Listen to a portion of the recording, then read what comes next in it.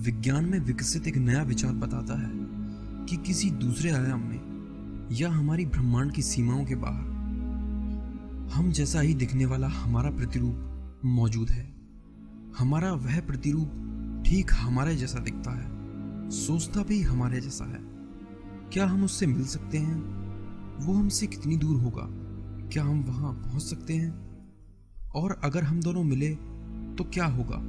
दोस्तों, जैसे जैसे विज्ञान की सीमाओं के बाहर हम सोचना शुरू कर रहे हैं, वैसे वैसे हम हमारी इस दुनिया के छिपे हुए रहस्यों की परतों को खोल रहे हैं।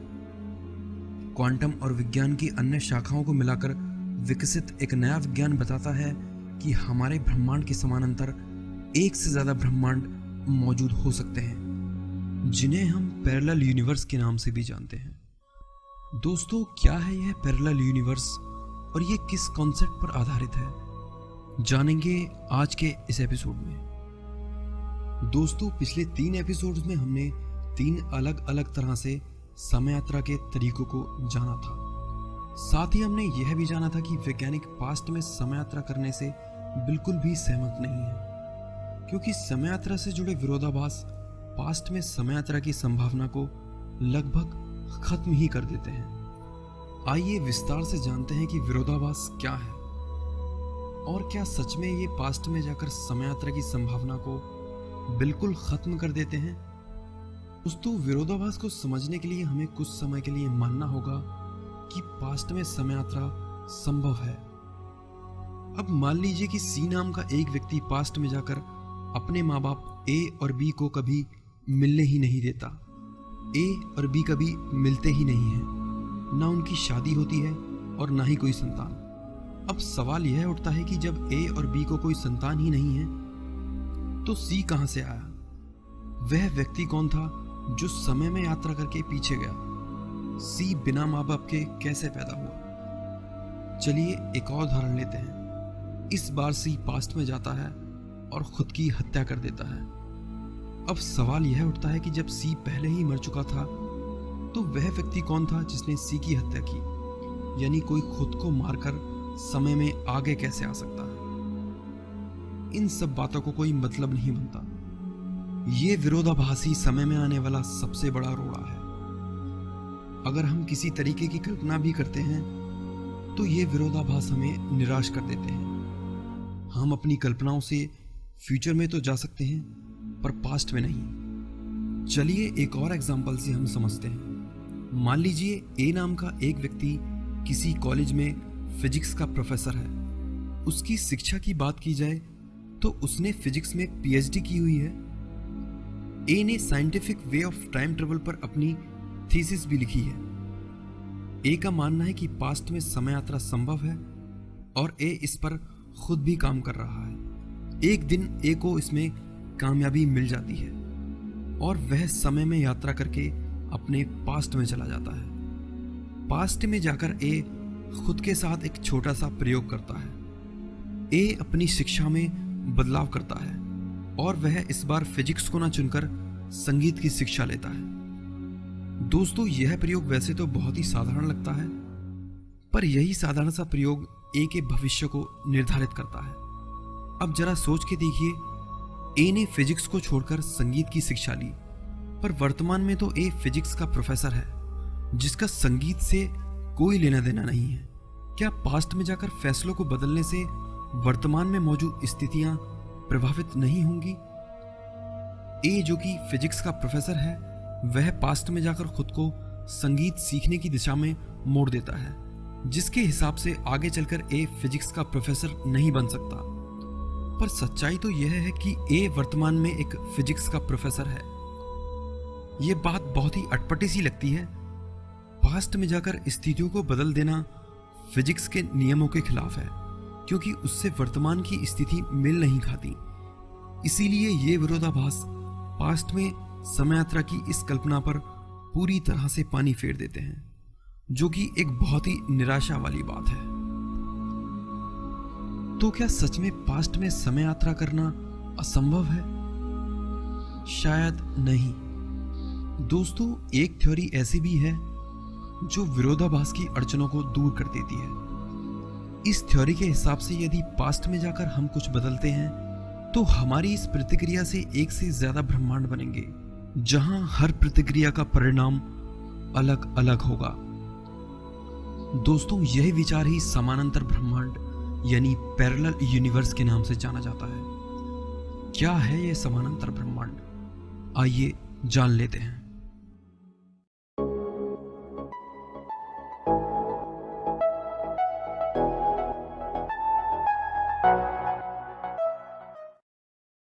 हाय दोस्तों, मैं हूं विशाल और आप देख रहे हैं मिथ टीवी।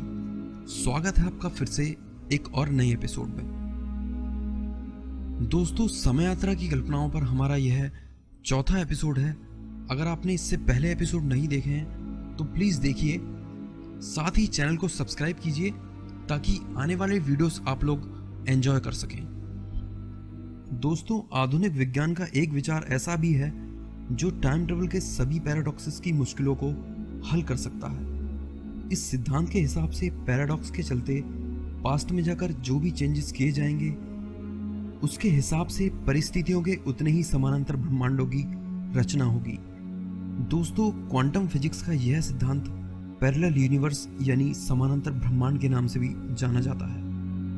नोबेल पुरस्कार विजेता ऑस्ट्रेलियन भौतिक शास्त्री अर्विन श्रोडिंगर की दी गई श्रोडिंगर इक्वेशन से यह साबित होता है कि परमाणु एक ही समय में एक से ज्यादा स्थिति में मौजूद हो सकते हैं, यानी दुनिया की हर चीज का हूबहू दिखने वाला प्रतिरूप कहीं ना कहीं मौजूद है। आइए इस नए विचार को विस्तार से जानते हैं। दोस्तों, समानांतर ब्रह्मांड का यह विचार हमें बताता है कि ठीक इसी अवस्था में हमारा प्रतिरूप किसी दूसरी जगह मौजूद है। किसी दूसरे आयाम में या किसी अन्य ब्रह्मांड में मौजूद हमारा वह प्रतिरूप एकदम हमारे जैसा दिखता है और हमारे जैसा सोचता भी है, पर हमारी तकदीरें अलग अलग हैं। वो हमसे फैसले अलग लेता है। हम खुद से अपनी प्रतिरूप के बीच की दूरी का सही पता तो नहीं लगा सकते, पर अनुमान है कि यह संख्या करोड़ों या अरबों प्रकाश वर्ष हो सकती है। यह विचार हमें बताता है कि किसी काम के करने के तरीकों या लिए जाने वाले फैसलों के हर संभव ब्रह्मांड मौजूद होते हैं। हमारा आने वाला फैसला तय करता है कि हम किस ब्रह्मांड में जाना चाहते हैं, यानी हम जिस भी ऑप्शन को चुनेंगे उसी ऑप्शन का ब्रह्मांड सच्चाई बनकर हमारे सामने होगा और बाकी के ब्रह्मांड गायब हो जाएंगे। यानी अगर ए पास्ट में जाकर अपनी शिक्षा फिजिक्स की जगह संगीत में बदलेगा तो मौलिक ब्रह्मांड के समानांतर एक और ब्रह्मांड की रचना होगी जिसमें वह संगीत की शिक्षा लेगा, पर मौलिक ब्रह्मांड वैसा ही रहेगा।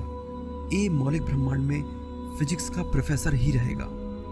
ए संगीत या फिजिक्स में से जो भी चुनेगा उसे उस ब्रह्मांड में वास्तविकता महसूस होगी, यानी वास्तविकता के जिस ब्रह्मांड में हम रह रहे हैं केवल हम उसे ही महसूस कर सकते हैं। इसके अलावा दूसरे ब्रह्मांड में क्या हो रहा है इस बात का बस हम अंदाजा ही लगा सकते हैं। और इससे यह बात साबित होती है कि पास्ट में टाइम ट्रेवल करके हम पैराडॉक्सेस से बच सकते हैं, क्योंकि पास्ट में जाकर हम कुछ बदलेंगे तो उसी के आधार पर समानांतर ब्रह्मांड की रचना होगी और मूल ब्रह्मांड वैसा ही रहेगा। इस बार हो सकता है कि ए संगीत को छोड़कर किसी और विषय की शिक्षा ले। ए के पास जितने ऑप्शन होंगे उतने ही ब्रह्मांड बनने की संभावना होगी, जिससे पास्ट में जाकर परिवर्तन करने से भौतिक का नियम नहीं टूटेगा और मूल ब्रह्मांड वैसा ही रहेगा। हालांकि यह विचार महज कल्पना ही है, पर जैसे जैसे विज्ञान फिजिक्स की सीमाओं के बाहर सोच रहा है वैसे वैसे उसका समानांतर ब्रह्मांड में यकीन मजबूत होता जा रहा है। आधुनिक विज्ञान से विकसित यह नया क्रांतिकारी विचार सुझाता है कि हमसे बहुत दूर के किसी स्थान पर या किसी दूसरे आयाम में वास्तविकता के कई प्रतिरूप मौजूद हो सकते हैं, पर कहने भर से काम नहीं चलता। इसे साबित करना भी बहुत जरूरी है। इस सिद्धांत को श्रोडिंगर इक्वेशन से समझना तो बहुत मुश्किल है, इसलिए आइए इसे एक सरल तरीके से समझते हैं।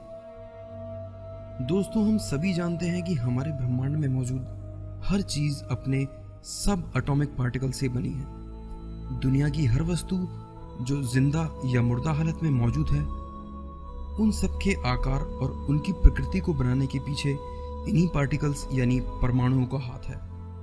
या हम यह भी कह सकते हैं कि दुनिया की हर वस्तु बहुत ही छोटे छोटे कणों से मिलकर बनी है। मानव शरीर भी। मुख्य तौर पर ये कण 3 तरह के होते हैं: न्यूट्रॉन, प्रोटॉन और इलेक्ट्रॉन।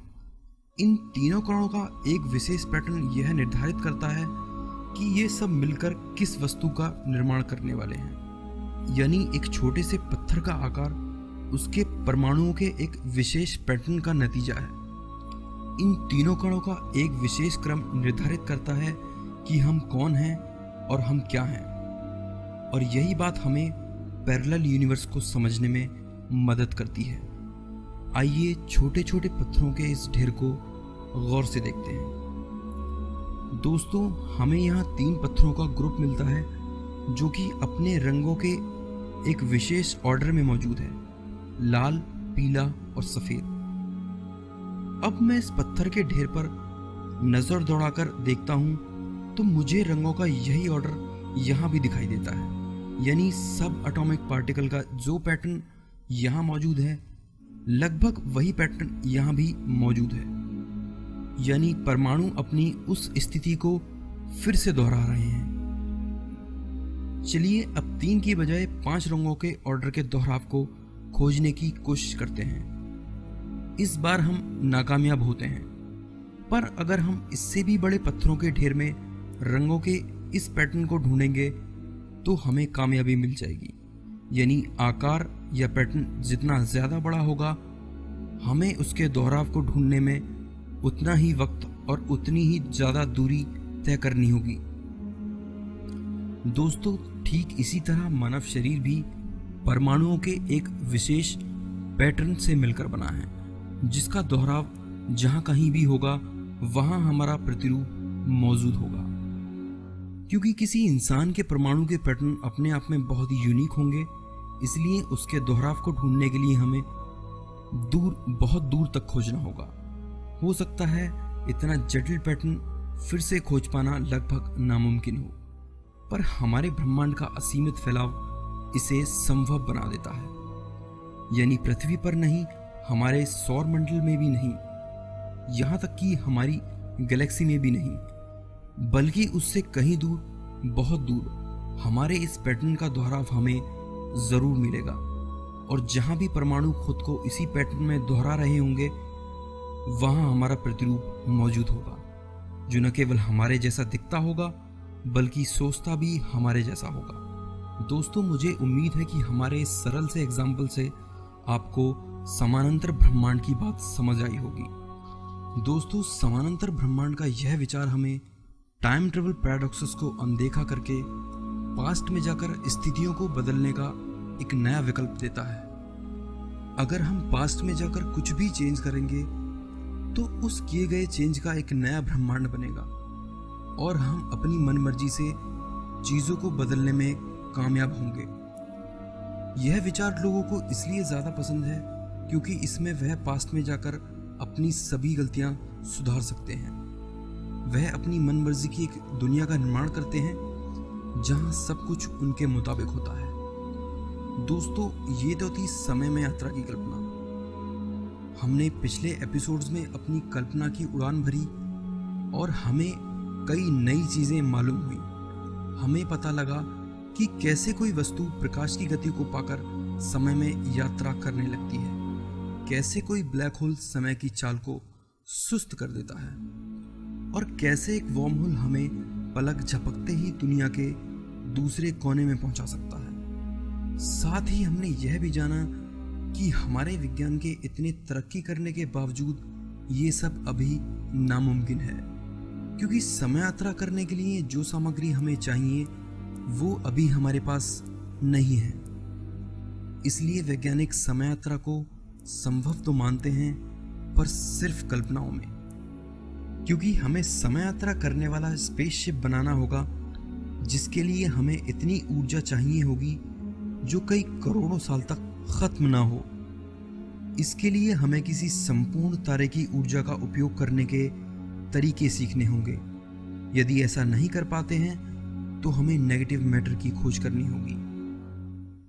दोस्तों, नेगेटिव मैटर यानी ऋणात्मक पदार्थ वो पदार्थ है जिस पर भौतिक के सारे नियम उल्टे काम करते हैं, यानी उस पर ग्रेविटी का उल्टा असर दिखेगा। अगर हम नेगेटिव ऊर्जा को कंज्यूम करेंगे तो वो घटने की बजाय बढ़ेगी।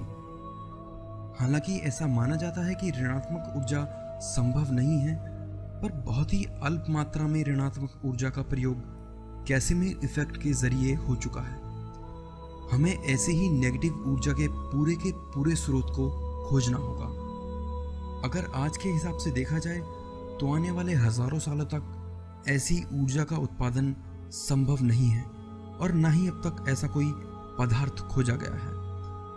दोस्तों, हमने सभी संभव हलों को खोजा और पाया कि सभी में कोई ना कोई कमी है जो हमें समय यात्रा करने से रोक लेती है। ब्लैक होल्स हमसे बहुत दूर हैं और वर्म होल्स इतने छोटे हैं कि हम उनमें प्रवेश नहीं कर सकते। यहाँ तक कि हमारा विज्ञान अभी इन चीजों को समझने की कोशिश ही कर रहा है। इसके लिए हमें अपने विज्ञान की सीमाओं को और बढ़ाना होगा और इसकी सभी शाखाओं को एक साथ मिलाना होगा, जिसके लिए हमें थ्योरी ऑफ एवरीथिंग चाहिए होगी, जिसे हम सुपर स्ट्रिंग थ्योरी के नाम से भी जानते हैं, जो ग्रेविटी और क्वांटम के सिद्धांतों को एक साथ जोड़ती है। ये सिद्धांत बहुत ही अच्छी तरह से परिभाषित जरूर है, पर अब तक इसका हल किसी के पास नहीं है। इसीलिए हमें अपनी कल्पनाओं को खुला रखना होगा, सीमाओं से बाहर सोचना होगा। समय यात्रा में विश्वास रखने वाले आशावादी वैज्ञानिकों से जब यह पूछा गया, अगर मान भी लिया जाए कि भविष्य में समय के किसी छोर पर समय यात्रा संभव भी हुई हो, तो भविष्य के समय यात्री कहाँ हैं? कोई भविष्य से समय यात्रा करके हमारे पास क्यों नहीं आता? दोस्तों, पहले इसका जवाब हमारे पास नहीं था, लेकिन जैसे जैसे विज्ञान में नए विचार विकसित हुए हैं, वैसे वैसे लोगों ने मानना शुरू किया है कि भविष्य में समय के किसी न किसी छोर पर समय यात्रा जरूर संभव हुई है और वहां के लोग समय में यात्रा करके दुनिया के छिपे रहस्यों को जान रहे होंगे। हमारे पास भविष्य से समय यात्री इसीलिए नहीं आते क्योंकि उनके लिए हम इतने महत्वपूर्ण नहीं हैं। समय में यात्रा कर सकने वाली सभ्यता हमसे कई लाखों गुना ज्यादा एडवांस होगी।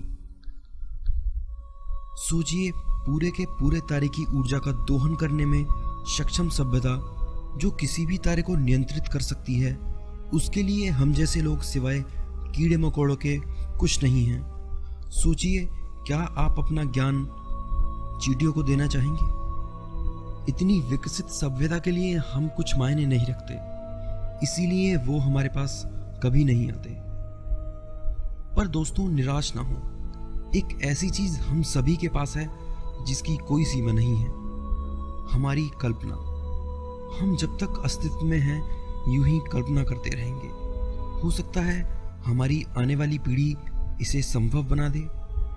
हम जिस रफ्तार के साथ विज्ञान की सीमाओं का दायरा बढ़ा रहे हैं, उसे देख के लगता है कि हम एक न एक दिन समय यात्रा जरूर करेंगे। तो दोस्तों, कल्पना करना कभी मत छोड़िए, क्योंकि आज की कल्पना कल की हकीकत होती है। मैं हूं आपका दोस्त विशाल। दोस्तों, आने वाली वीडियोस और भी मजेदार होंगी, उन्हें आप मिस ना करें, इसलिए प्लीज चैनल को सब्सक्राइब कीजिए। अगर आपको वीडियो अच्छा लगा तो प्लीज लाइक कीजिए और अपने मन की बात मुझे कमेंट में बताइए। फिर से कुछ नया लेकर हाजिर होंगे, तब तक के लिए नमस्कार।